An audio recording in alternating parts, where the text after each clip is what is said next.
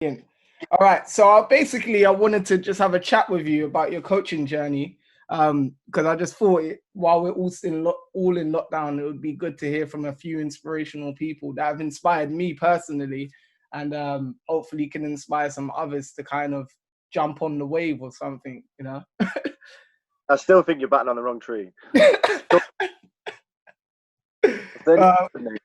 But yeah, I'm welcoming my mate Jamie, who was my level 2 tutor.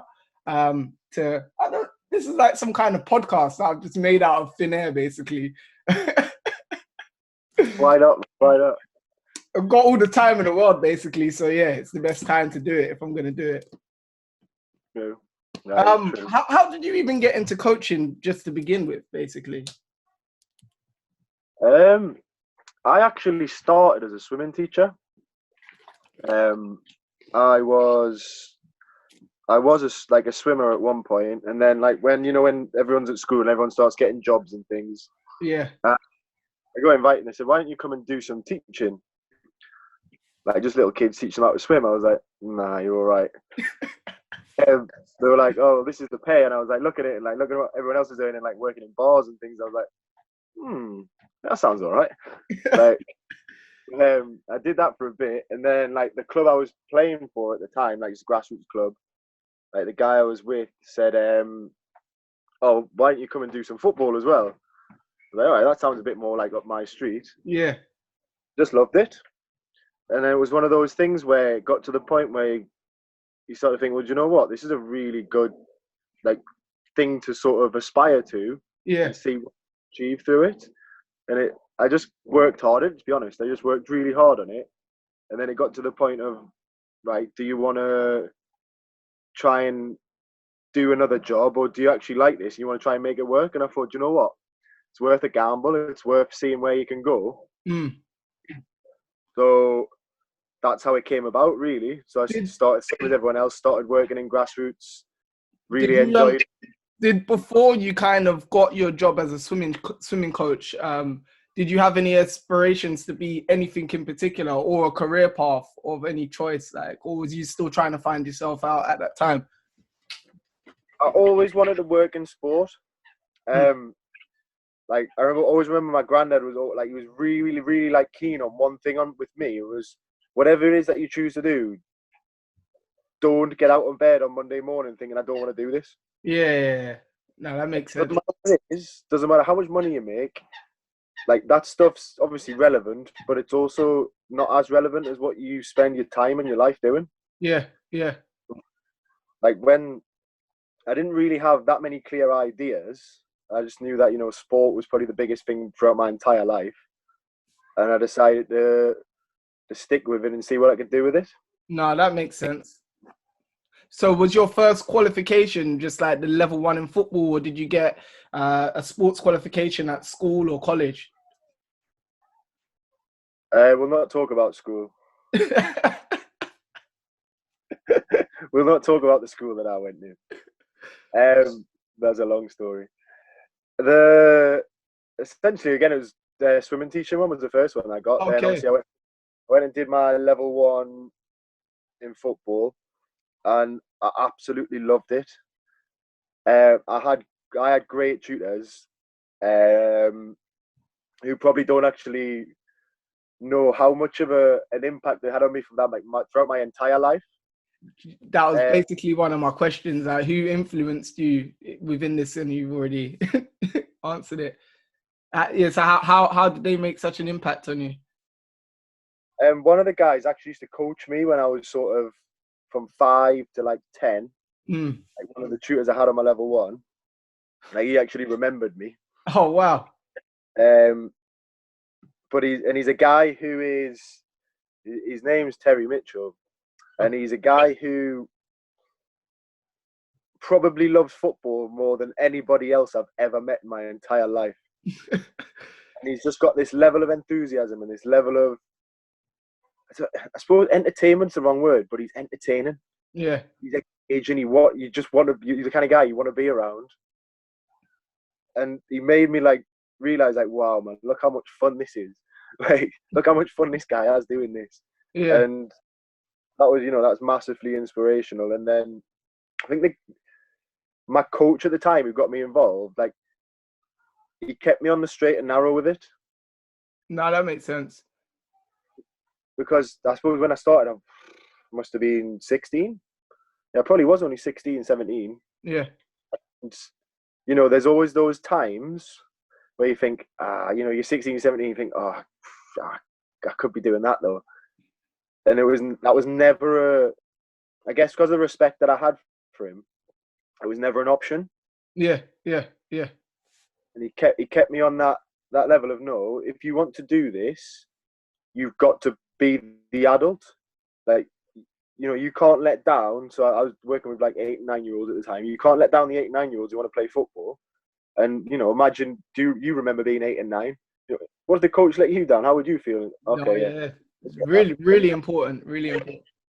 Yeah, like never ever thought about even going, oh, well, I've got something else to do today. It was always, this is what I do. This is what I do on Thursdays and Sundays. I coach the under-9s.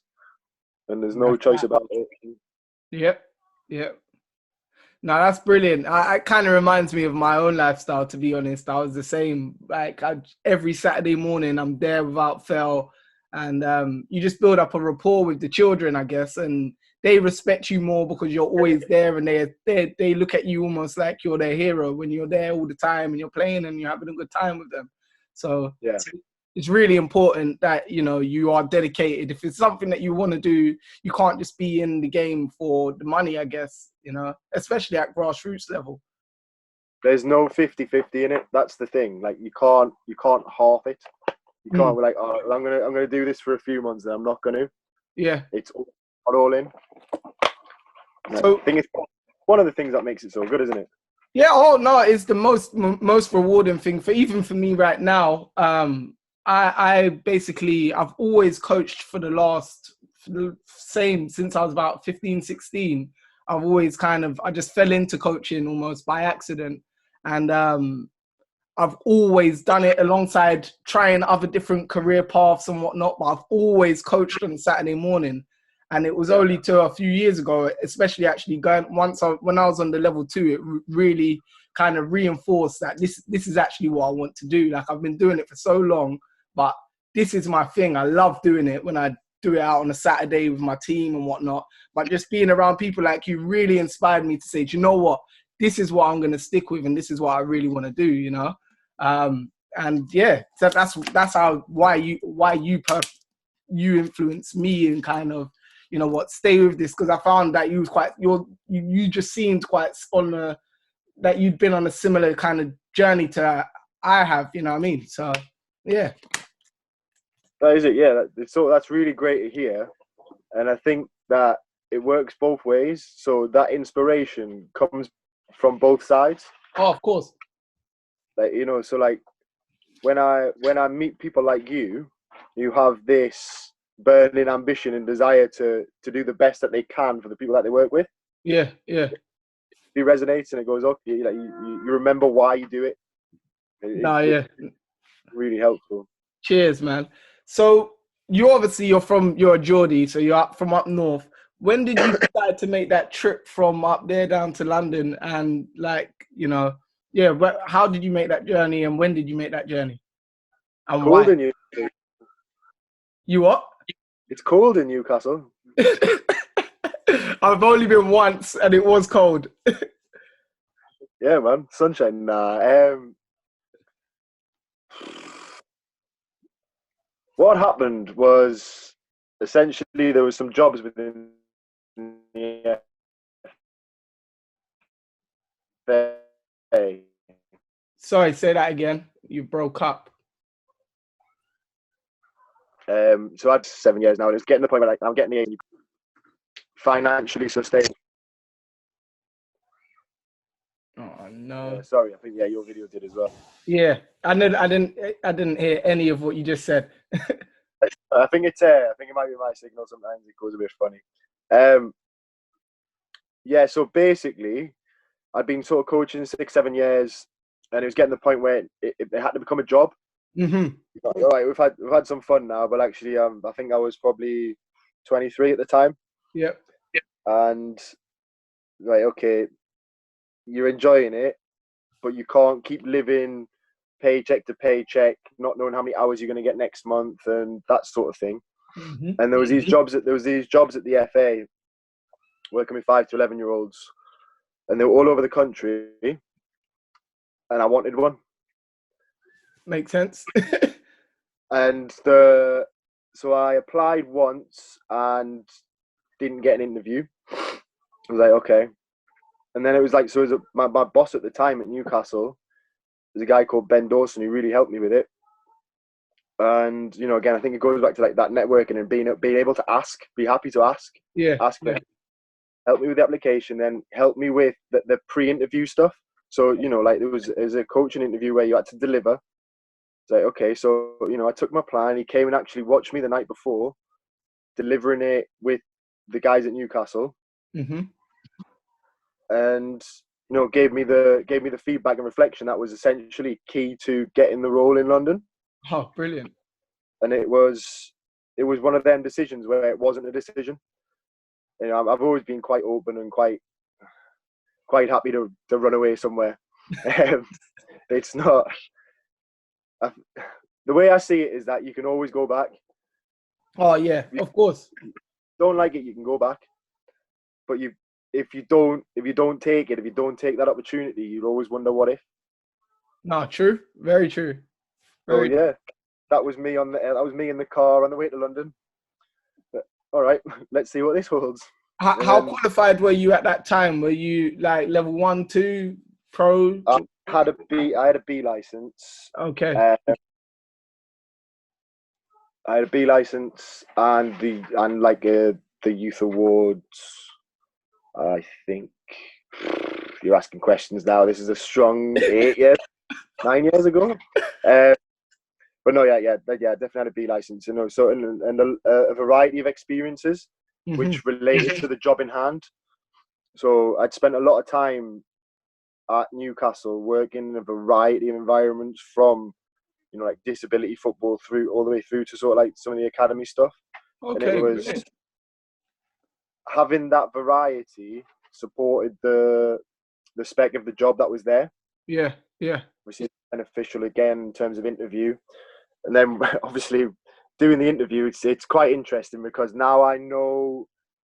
I think I know like 90% of the other applicants who were in the interview. Like, now that I've been here so long, yeah. You know, some didn't know. Some of them I've met subsequently and didn't know until they've said something to me later, which is always interesting. But then, like, obviously, my manager at the time, he's now a really good friend, and you know, he was very clear to me. He's like, actually, you got the job because you were honest. Makes sense.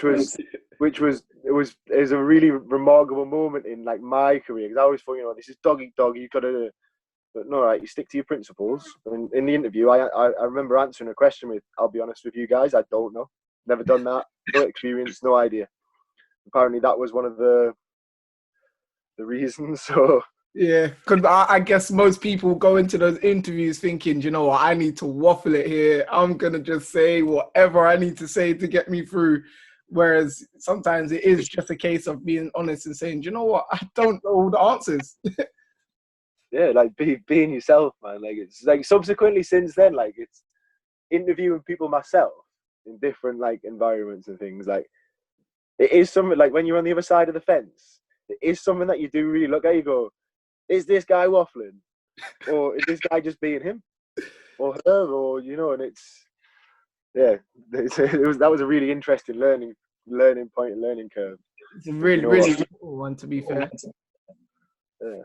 How was it acquiring the B license, and what made you want to go down the path of getting it? I'm going to tell you something you probably don't know right now. At the time, I was actually working in China, and China. Yeah. And basically, I wanted to go and work. So I wanted to go and work within pro clubs over there, and that was still for foreigners, it was almost a necessity. Was this before China had all the money to spend on their players and stuff? It was about the time it was getting going. So it was sort of 2009, 2010. Oh, okay. And yeah, so I was in Shanghai. They had who did they have at the time? Was it Adriano? They had some Brazilian striker playing for them. But and that was the thing. It was like, right, either learn Chinese or go home and get a B license. Yeah. One seemed a bit easier than the other. I tried in Chinese. I'm still struggling, man. Oh God. Oh, so when you came back home, basically, that's when you went down the path of getting your B license. Well, I came home to do it, so I applied. I applied when I was out there. And then, well, to be fair, I came home before I got the letter back saying yeah, but it was a bit easier back then. There was less of a queue. But no, like I had to go. So I was obviously living in Newcastle. I still had to go to. I did mine in Yorkshire. Okay. Like 2.5 hour trips each time. Because that's where the course was available. Yeah, yeah. I got added onto it, and that was a real big learning curve. Was the jump from level 2 to B quite big? I think so, depending on who you are and your experiences. I thought I knew a lot about football.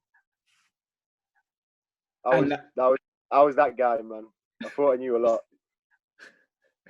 I didn't know anything. I knew nothing.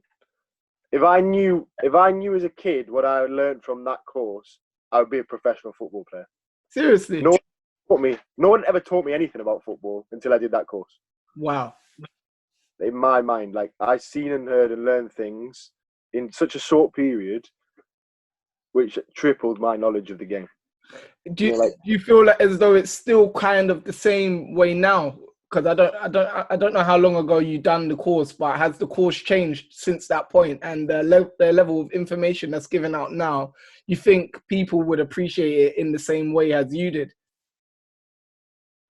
I think it's different for everybody. So I actually delivered on the B license in Surrey a few weeks ago, the week before the lockdown, and there's such a variety of people in coaching that it depends who you are and what your experiences and the environments you've worked in and stuff before are. So you know, within the people on that course, there are experienced first team coaches who their level of knowledge when embarking on the B license is way higher than mine was when I embarked on the B license. True. In terms of technical and tactical knowledge. You know, I'd had some good coaches, I'd had some good experiences, but maybe it was me as a learner. Maybe I didn't, as a child or as a young player, I didn't actually engage with as much as I should have. But that moment of when I was engaged, going, "Oh wow, actually, I don't know anything about this game." I just think it, and yeah, I think it's still possible. I think that's quite honest of you, and I think that helps almost, you know, when you kind of have that self-reflection of, do you know what, actually I don't know it all and I'm prepared to learn it all, basically. Yeah. Yeah, like it's that thing, isn't it? I have it all the time where you get to certain points in your life with different things and different, you know, if you take coaching, do you know what, actually I know a lot about this now. I'm kind of getting this. But that's the dangerous moment. Yeah. You need is that one where you go, pardon my French, oh shit, I haven't got a clue what I'm doing here. Because that's when you know what you need to learn. Oh yeah, definitely. I'll tell you a story back, or you was involved in the story. When you came and did my in situ visit, I was really, really nervous. And in my head, I had it all planned out. I was like, yeah, my same 12 kids are going to come down. And then I have like 16 turn up or something like that. And the more and more getting piled on me. And like, I've got this little small area, but obviously we've got a big green, as you remember, and loads of goals and whatever. And then you just came over to me and he's like, I can see what you're trying to do, but what's going wrong? And he was like, and I was like, yeah, it's way too small, the area that I'm in. And he's like, so why aren't you using that area over there with like the goals? Why don't you just chuck a few of them on there? And my mind just went, wow, you know, when you think you know everything. Experience, though, isn't it? Because you know, and I know that you would have done that if I wasn't there. Like, it's that thing around observation. I think possibly from my eyes, I think the biggest learning experience for you from that was that nobody's out there to catch you out. Like, no, there is no, like, we're technically, we're all in this together. Yeah. And it's like, it's this thing where you think, oh, I'm being observed, I'm being watched, that I'm gonna have to stick with what I was gonna do. And like, you go down this and you actually just think it's all good, it's all fine. Like it's essentially, it's the same as so I had a nightmare. Talking about, like, delivered the year for me a few weeks ago. I had an absolute nightmare. The first practical that I delivered, an absolute nightmare. So I'm, you know, the example, I'm working with a set, like with a topic of working specifically with a centre forward. Yep. And the centre forward that I've got has not just got out of bed on the wrong side. Someone's pissed in his cornflakes, and he's had a fight on the way. Was not having it, man. He was not having it. I did the same thing. I mean, do you know what? Like, without thinking, I've kind of just ploughed this furrow. Like, keep going. I should have stopped and went, do you know what? This isn't happening. And it linked back to it now, because I was so hell-bent on that, I didn't go back to and realise what the actual problem was. Yeah. So I'm standing in the pitch with sort of 30 people watching me. Half of them probably standing there going, who's this character, man? Like, what's he doing? And, you know, you come off and you go, I know exactly what's happened, but why didn't I do anything about it at the time? Yeah. Observation thing again. It's that, you know, like, and it, you know, if you can get away from that, I think that's when you become I think that you become a bit more of an expert, when you can get away from that sort of managing that pressure. Yeah. No, definitely. So once you acquired your B and you started working within the FA, did you kind of go back to working within any clubs or anything like that, or did you just kind of stay with the FA route and deliver the program that you was on? We did such a variety of things that it was, for the first few years, I was constantly in this learning environment. So, like, we did things from coach education through to working in special educational needs schools, to, you know, like, working with players who are bridging the gap between grassroots and academies. We're in really small numbers. Like, we had a group that we worked with 3 or 4 players, and all those sorts of things for a few years were really not. So the environment then teamed with the people I was working with. Yeah. I was with people that, you know, like, at the time, not even at the time, like, even now, like, I think they're absolutely incredible. They're brilliant people and they're excellent coaches. And I was constantly learning. So, I stuck with this. Like, that's where we're going. And, you know, I had a fantastic friend and mentor in my boss who pushed me, and he really worked hard on developing my idea of what I want to do and how I want to do it. Yeah. So, you know, it was his thing, like, listen, I never even dreamed of it. He's like, right, go and get an A license. I was like, yeah, right, good one. He's like, why? You know, and I had this preconceived idea that there's other people who are better than me, more experienced than me. And he sort of changed that. He's like, what makes them better than you? You know, like, is their knowledge better than yours? No. And he supported me with developing an idea and understanding around detail and what's required of an individual as a coach to get to the levels that you want to. And that worked out well for me, because at the time, you know, I applied for my A license, and I think, looking back, I don't know 100%, but I think that the level of detail that I put into and the effort that I put into the application allowed me to get on it. Yeah. And subsequently, you know, the learning that I took, I was a million miles away from a lot of people on that course at the time, a million miles away. And because of that, I think I got a lot of learning out of it. But then back to the question that you asked, is around, I then opened up different environments for me to work in.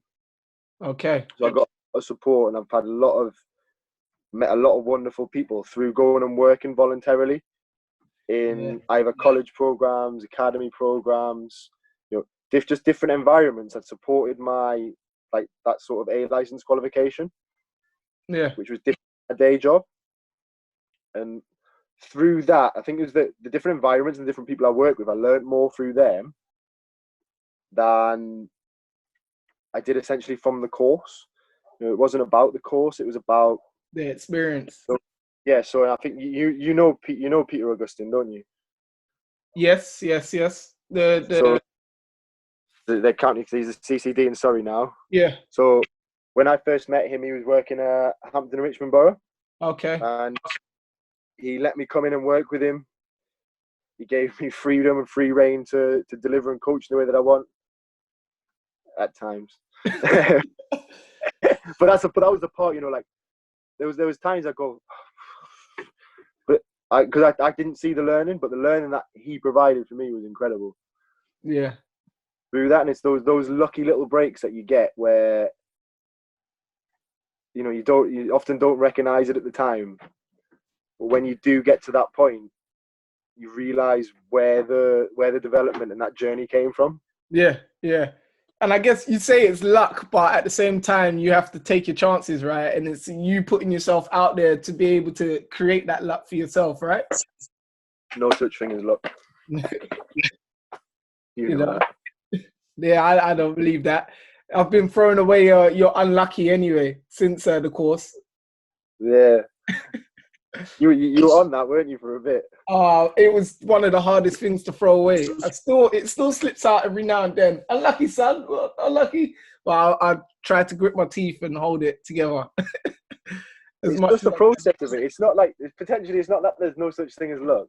It's the message that the word conveys. Yeah. My opinion, it's that I was just unlucky again today. Maybe next week. It's like, well, no. What you need to do is you need to work on this part, and this part of that specific technique to improve your chances of getting luckier next time. That's what the word means, isn't it? No, true. I agree. I wholeheartedly agree. So what I was going to say. So yeah. Though. Pardon? When we lose games, it's unlucky. Yeah, it's only unlucky when you lose. Only lucky when I lose.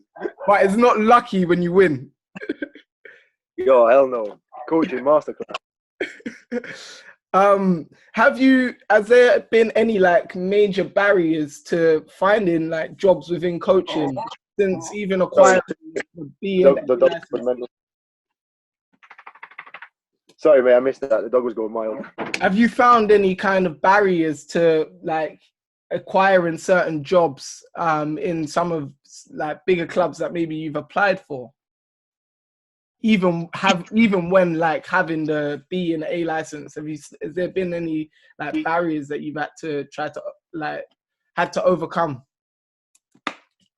The biggest barrier I ever tried to overcome was finding environments to work 11v11. Okay. An A license. Mm-hmm. But not necessarily that, without the prior connections. So in Newcastle, even in China, I could have walked in somewhere, went, can I do this, to 5-6 different places. Are you still there? Yeah, I'm here. I'm just very still. Everything. Oh, were you actually? I thought the video was I could have walked into 5-6 different places, someone I've known a long time and said, can I do this? And they, yeah, of course you can. It's the same as everything. Everything's about relationships and how you develop them. So that was one of the biggest things for me. I didn't know anybody personally. Yeah. In a place where I could just go and do it. So, there was times when I was traveling 2 hours to get maybe 45 minutes opportunity to deliver a session, voluntary, all that sort of stuff. And I have no issue with that. But that's it's a big commitment. Potentially, we use the word luck. It's not lucky, but I didn't have a family to look after. I didn't have anyone to support. I can afford to do that. And I suppose the other side of it, the big barriers I think the barriers that people see because they don't necessarily understand the size of the funnel. By the funnel, I mean, say you want to go and work in a pro club. Now there are more opportunities, but there are also more people still. So the funnel's still there. You know, everyone said, "Oh, well, you know, I've got this, and what I can't get a job in a pro club." And the drip that goes into pro clubs compared to the thousands and thousands of coaches out there at the top, like, you have to be something different. Yeah. You know, you have to have, and if especially if you're purely a coach, you know, like, all right, I'm a coach. The club has to look and go, well, you must be the goddamn best coach out there. If you, especially talking about the Category 1 clubs, the big clubs, you're talking your Chelseas and your Arsenals. Yeah. You know, but I have something special, not just a piece of paper which says, oh, I've done 2 years coaching here and 3 years coaching there. You've got to distinguish yourself from other people, because there are people who work in those environments who have spent 20 years as teachers, who've spent 20 years as coaches, who've worked in a variety of environments. People often, I hear people mock and slate that there's a lot of ex-pros who just walk in there. Well, unfortunately, they do have a level of experience that most coaches, suppose similar to me and you, don't have. Yeah. Even just like what you said, going back, where you said when you took your B license, you didn't know anything about football. I guess for them pros and ex-pros, they would know most of that information because they would have been taught it along the way, I guess, right? That's it. You know, like there's this big thing at the minute around like webinars and all, and you know, like, and it's great. But if you think that sitting through 10 webinars on someone discussing tactics or whatever, compared to Steven Gerrard, who has spent 20 years in a dressing room with Roy Hodgson, Rafa Benitez, Capello, he spent 20 years getting it from the actual best and then having to implement it. Yeah, true. I'm pretty sure that he knows a bit more about the game than I do.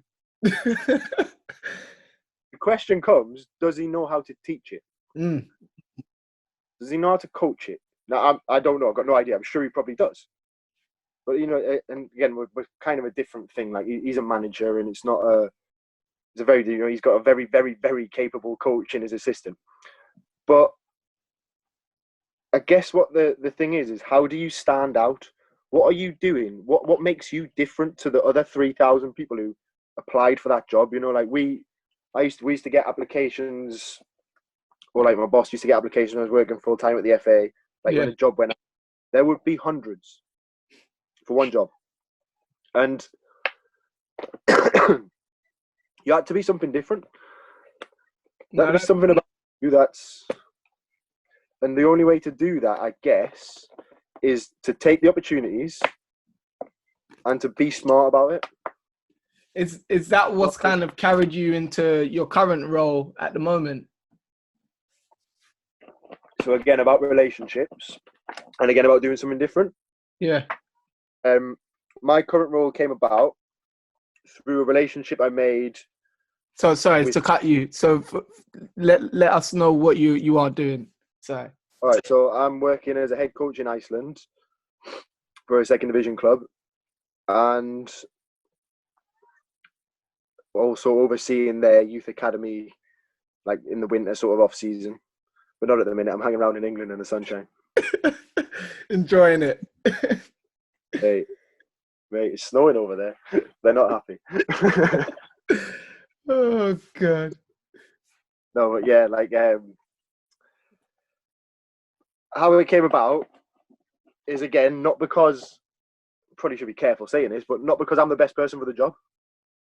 Didn't happen because, you know, like, didn't happen because I'm the best coach there is, and these guys came and headhunted throughout London and went, there's the guy we need. Like, I think that, you know, that works in things where there's a lot more quantitative results. You know, like, especially when you work as a youth coach, there is no quantitative data that you can put on a CV that helps you to stand out. Yeah. Because you know that you see, oh, I've made 12 pros. No, you haven't. Like, you've played a part. But it kills me all the time when I see like a lot of the clubs at the moment. They're like, yeah, we've got 50 kids into academies over the last 3 years, and it's all because of us. And I'm just like, well, yes, you do play a major role in these children's life, and with your mindset and the training that you've been able to apply. But I'm sure more than half of them would have been able to get into academies with or without you because they were talented as well. So give them some credit too. it. You know, we could be on this for hours. I'll just end up annoying people, so I won't. But like, yeah. So I went away. I became a little bit disillusioned with football, to be honest. A bit. So to go back to sort of the barriers and things, I was finding it difficult to get jobs that I wanted. So we all got made redundant from the FA, and I was finding it very difficult to get the jobs I wanted. Prior to that, you know, like it was coming for a while. There was rumors about it for a while. I decided to get qualified as a teacher because it interested me, but two, it was something that allowed me to continue in football through the sort of college academy program thing. Yep. So having, you know, my idea essentially, or what I was trying to do, was to combine the teaching, the academic, and the sport and the football side of them to sort of try and find a double role.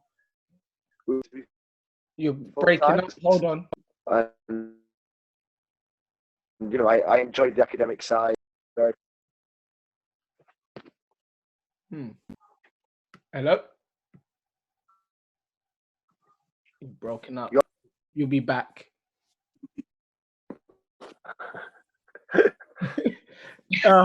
Yeah, sorry. Say that again. You was trying to find, like, you was talking about combining football coaching and teaching. Yeah, so a lot of, I guess there was a lot of opportunities around those programs, the 16 to 18 college programs, which support, you know, like support players to continue with their education as well as like chase their football dreams. Yeah. And it seemed like the most viable choice for me to keep a role within football that I wanted. I never, you know, a lot of my expertise at the time was with 5 to 11-year-olds, and I never really wanted to work in the pro game academy system. Yeah. It didn't. The part of it doesn't quite sit right with me with that age group. Why so, or how so?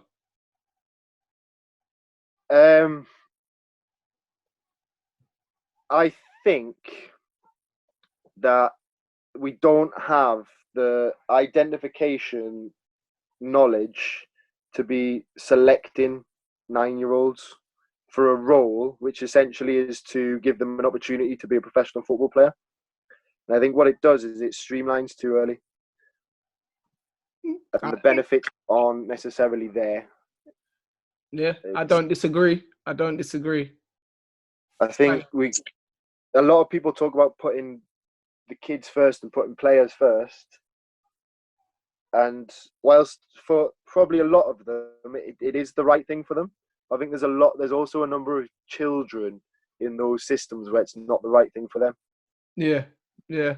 No, definitely. I have one in my team who had the opportunity to play for a few of like Cat 1, Cat 2 clubs, and he decided that he wasn't going to take it this season because he just wanted to play with his friends. And you know what? Like, bless him. I think personally, that was the right choice for him, because I think if he had went into the academy system like at the beginning of the season, he wouldn't have been ready for it. Mentally, more so. Technically, tactically, he's leagues and levels above loads of players, but just mentally, I don't think he's ready to kind of, you know, be in that system. Yeah.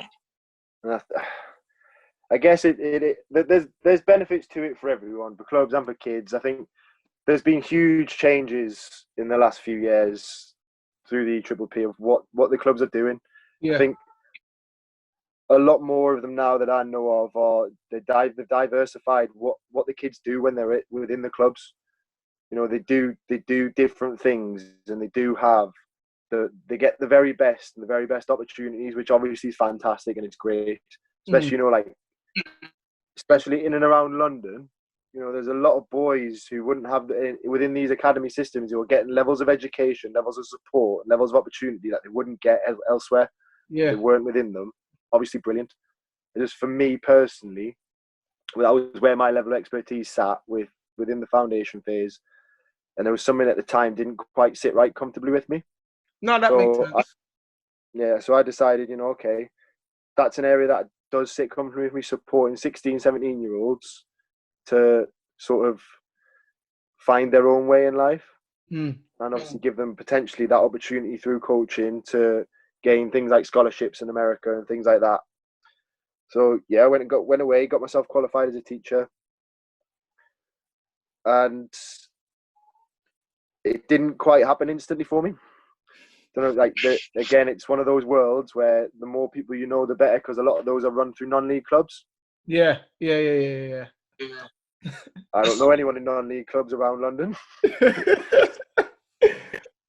Didn't quite materialize, and then I think I decided, all right, well, let's set up a business doing what I believe in. Yeah. I wasn't very good at that. But you know what? I think because I was going to speak to you about your business, and I feel it like your philosophy as a coach has always been centered around like fun and enjoyment for the players.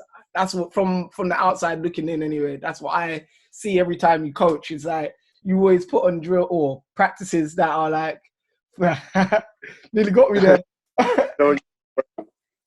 You always put on practices that are always like really engaging and they're fun and like the gems are hidden almost, you know. And that it seems as though that's what you kind of wanted to teach within schools, out of schools, within any kind of system that you possibly could get your hands on. Yeah. What kind of led you down that path of like trying to merge and fuse all of that with what you just, you know? There's a huge network of different things that impacted on that. I think there wasn't one thing, there wasn't one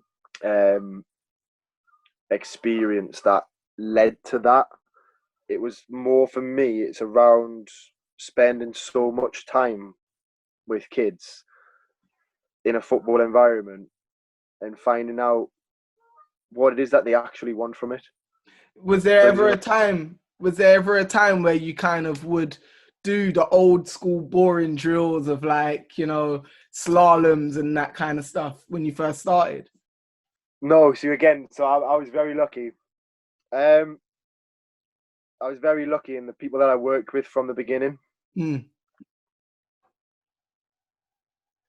Everyone, I suppose, from the beginning, I worked with really, what you might say, futuristic coaches at the time. Yeah. Who had their eyes somewhere else away from that. And having that really benefit me, because I think it gave me a broader idea of what it can look like. Yeah.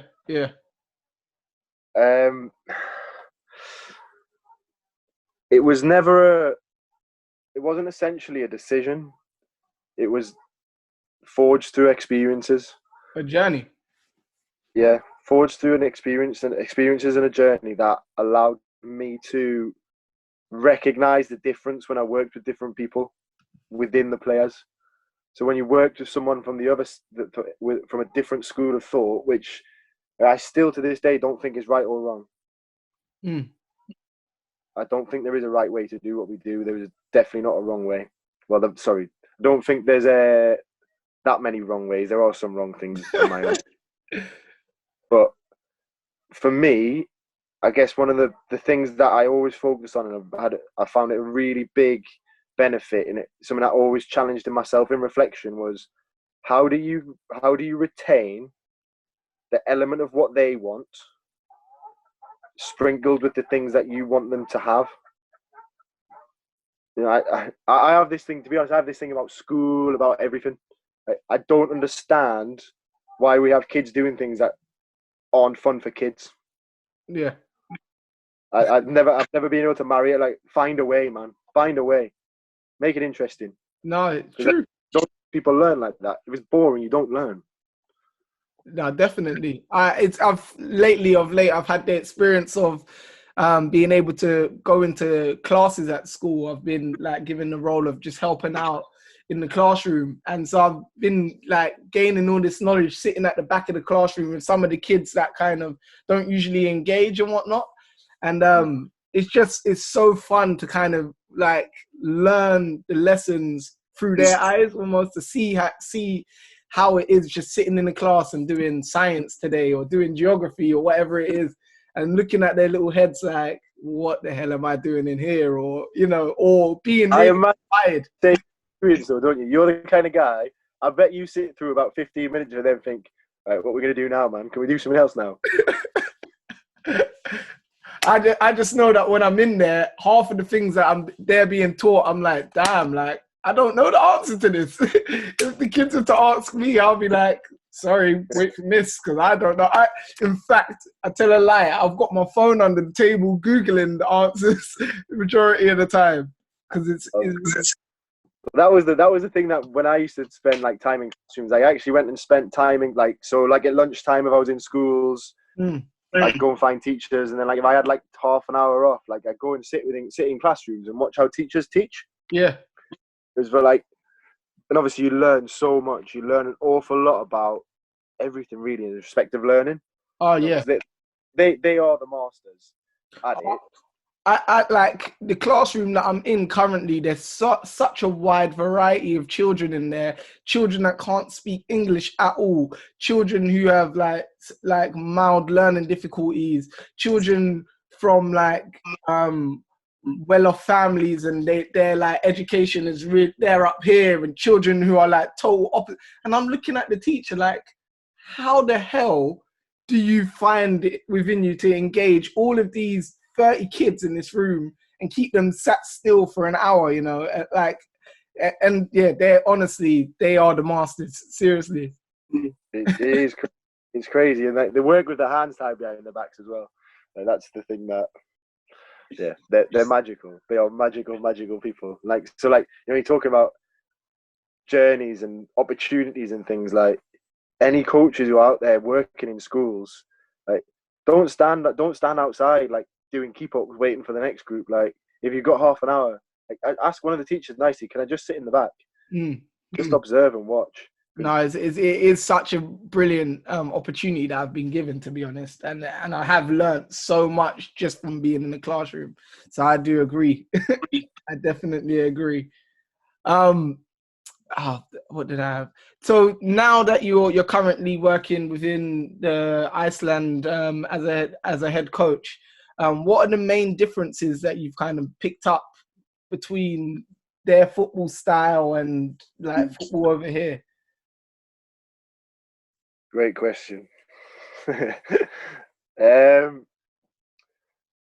went to Malta not so long ago, and it was the first question everyone kept asking me.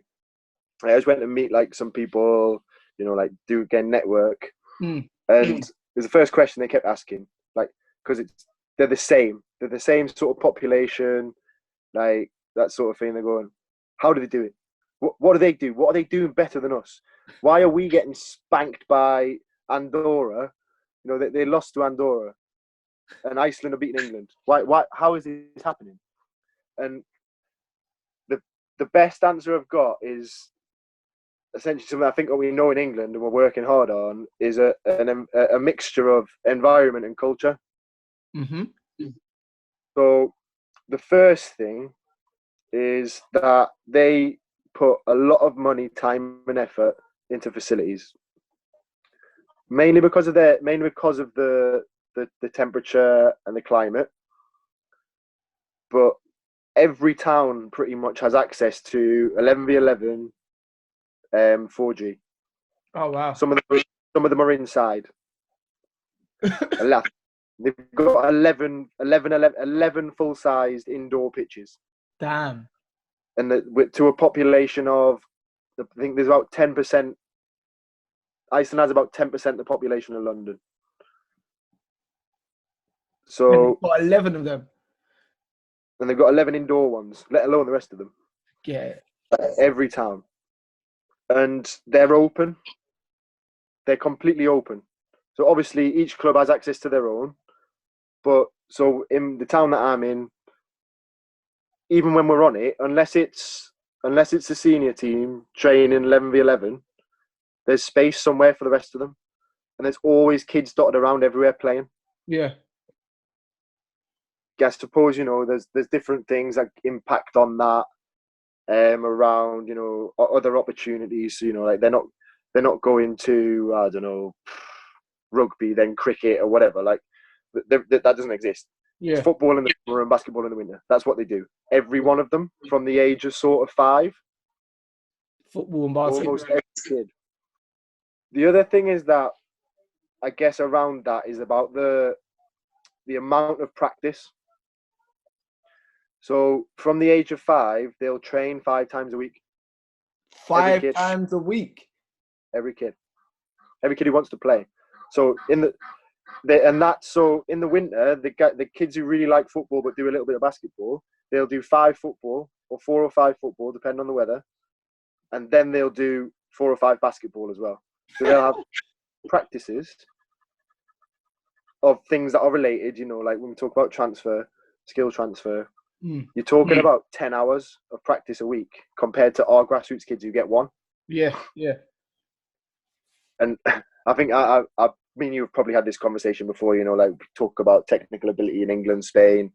Sorry, but if you drive through Valencia on a Friday night in the middle of January, there's kids playing 4v4 in the street. Drive to London on a Friday night in January, there's no kids playing 4v4 in the street. You can't make up that practice, regardless of how good we have our coaches, how good we have our facilities. You can't beat practice in my own mind. And living there for the last year has only led me to further down that path. It's really cemented my belief of, you know, practice is absolutely the kingpin. Everything else that surrounds it, but no one's born a football player. Yeah. No one's born. You've got to practice. And if you get 10, 12 hours, you know, that's the formal stuff, not including the stuff that it doesn't include their PE lessons where they do football and basketball. It doesn't include the 6 hours they spend on Sundays in the middle of the snow smashing balls at each other. And I don't think we've got that at the minute in England. So that's something they don't have in Malta, which is one of the things that's a lack of facilities and things. So there's them side of it to player development. And then there's the link to, I suppose, the England DNA stuff that I suppose all the coaches do listen to this, and you and me, you know, we talk about England having a DNA and what our DNA is, which I think is right. But then when you talk to, so I worked with their under-16s coach out there. You know, I delivered a session with him, you know, I said, right, what do you want? And it was almost a stupid question of what do you want? They have a DNA with the national team. Now, obviously, when they play with their clubs, each club has a different one. Yeah. But with the national team, it's simple. We defend in a low block and we counter-attack direct. That's simple. Who we are. That's what we do. And I asked a few questions around it, just sort of playing, you know, devil's like, oh, do you ever think, you know, that, what do you want us to do? Do you want us to go and play toe-to-toe with France? How are we going to do that? We can't play toe-to-toe with France. But we can beat France, we're sure of it, if we play our way. Yep. And again, so like when I go back to, you know, like when I spent some time in Malta, they have all these radical ideas that they're going to produce footballers, which they do. You know, they've got some good players. Great, but to find 11 from that population to go toe-to-toe with the big boys, it would be remarkable. It would be remarkable. But if you can ingrain, and they are so good at it. So I worked with and watched this under-16 group. It wasn't the national group, actually. It was a regional group of the national team. So they do regional training sessions. And the distances and the understanding of movement out of possession in terms of being in a low block was absolutely incredible. It was it was unbelievable. These guys, and it was all like, because some of them, because of the fact it was a regional group, so there was probably a group of around 40 that were like nationwide. Yeah. These weren't incredible players. You know, there are some top level players in there who'll be pros. There's a lot of players in there who no different to grassroots players in England. Like the good grassroots, top sort of level grassroots players. But wow, did they know how to defend in a low block? It was beautiful to watch. So that DNA and that culture of this is who we are, this is how we play. That's a big difference to me. Yeah. And from the knowledge that you've gained, like just coaching there in a short space of time, do you feel as though like some of the ideas that they're doing out there will be applied to maybe football and the culture in England over the next kind of course of the few years? Sorry, repeat that. So from the experiences and what you've like the knowledge that you've gained from coaching in Iceland and whatnot, do you feel as though some of those kind of ideas will be brought to England in the next few years? Like, for example, having more facilities that are just open for clubs and local people, or do you feel like any of that will come? I'd love to say, so especially specifically on the facilities one, I'd love to say yes. But I think it's a lot more complex than just someone saying, yeah, that's a good idea in England. You know, like there's, so out there, there's spaces at a premium. You know, like there's 400,000 people living in a country that's probably about the same size as England. Yeah. So there's enough space and land to do these things, and there's also a culture of everybody knows everybody. You know, the kids aren't going to go and smash the nets up, because if the kids are smashing the nets up, anybody who not just someone who they know drives past, anybody who drives past will know who they are. Yeah. Like it's not. There's so those different things which they do have an impact in England. Like we can't necessarily have that sort of level, but I think what we can have is a change in culture around the 3v3, 4v4 stuff. I think we've got to find a way to get kids back on the streets, organising and managing themselves whilst making it a safe environment. Yeah. Now, definitely, like I've started to see locally, even within my area, that a few like councils are starting to lay AstroTurf in like some of the old cages where it was just gravel, which I think is really good. But then at the same time, because space is so limited, I'm finding more and more clubs are doing team training at open venues. So it almost is like brilliant. You're bringing in AstroTurf, but at the same time, it's still more organized football, really. I don't know. I really hope that like this whole situation at the minute reduces some of the health and safety nonsense. Oh yeah. So like a lot of laws and things have been relaxed, and they've seen actually there's not obviously some have been tightened, but a lot of things have been relaxed, and hell hasn't broke loose. So like things like holding training in open venues and things, and like council saying you can't have your club training on our common and things like that. That's ridiculous. Yeah, like, that is ridiculous. Like, what you mean? I can't bring 16 kids from your borough to come and do some exercise on your land? Yeah, it should like the amount of money that I've spent in literally a year on like some of the facilities, and the thing about it is I wouldn't mind paying like the borough or the council a lot of money if the pitches were maintained like to the level that they want us to pay, but they expect us to pay, I don't know, thousands of pounds yearly, and they don't even send ground to put some holes in the ground when it's raining a bit heavy. It's a joke.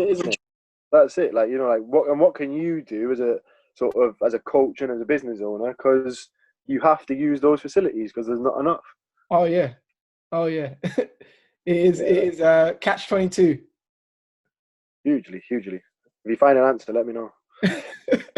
I was actually trying, I don't know if you remember, but last year I was saying I wanted to start like a 3v3 tournament. And then Yeah, dude.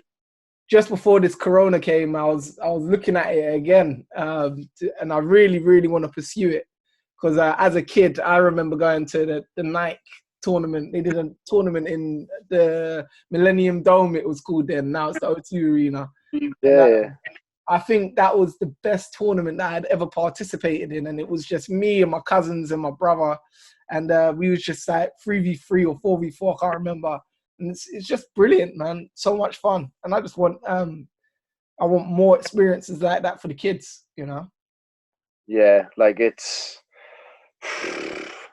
I think if we could create that somehow in England, we'd be the best in the world by a long way. Like if we combine it with everything else that we've got to find. Like for me, we've got to find a way to get that culture back.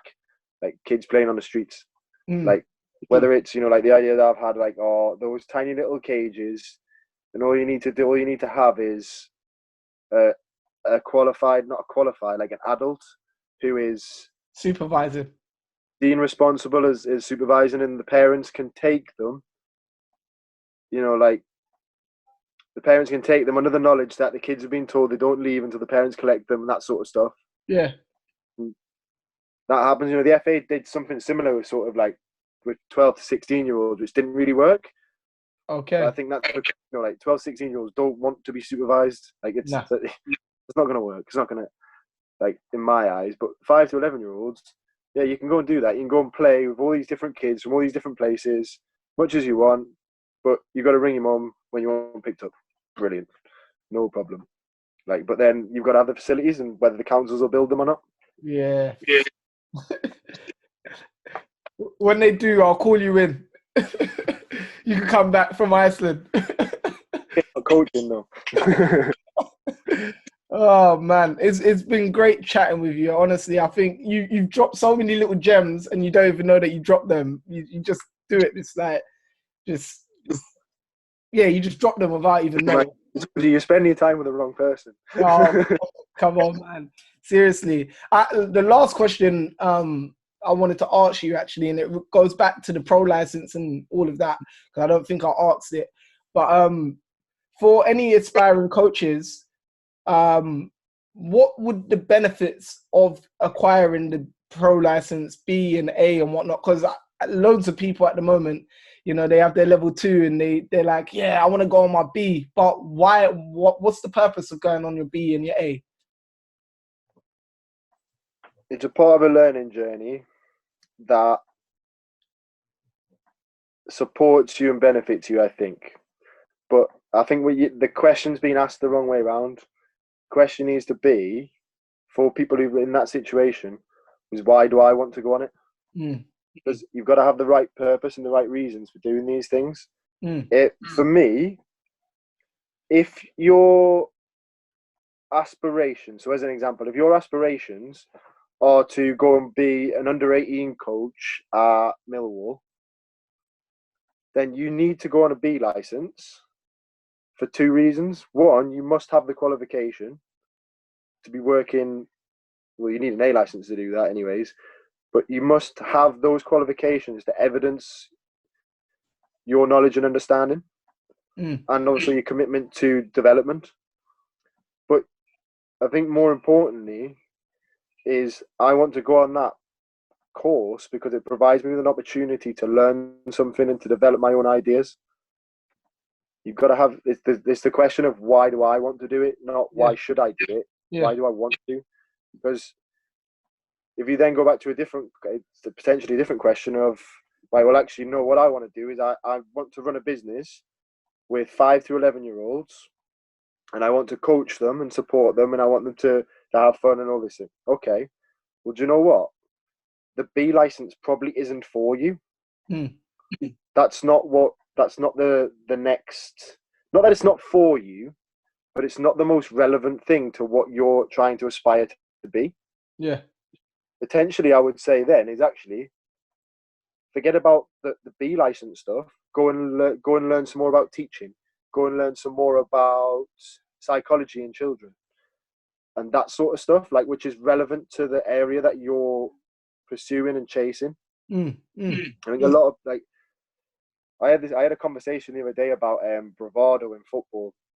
I think there's a lot of it, and there's a lot of it's not helpful or beneficial to us as a people and a culture and a country.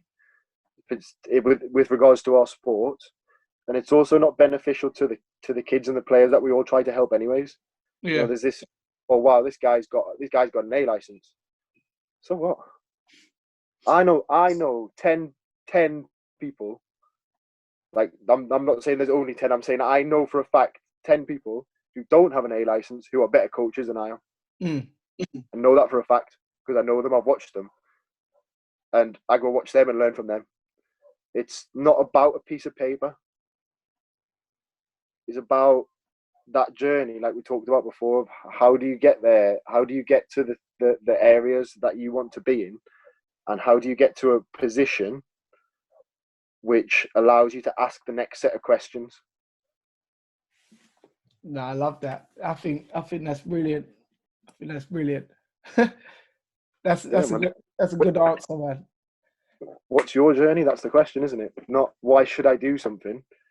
If it's about something that you should do, it's probably not right, is it? True. It's got to be something you want to do, something that you need to do for a specific reason. Yeah. No, I love that.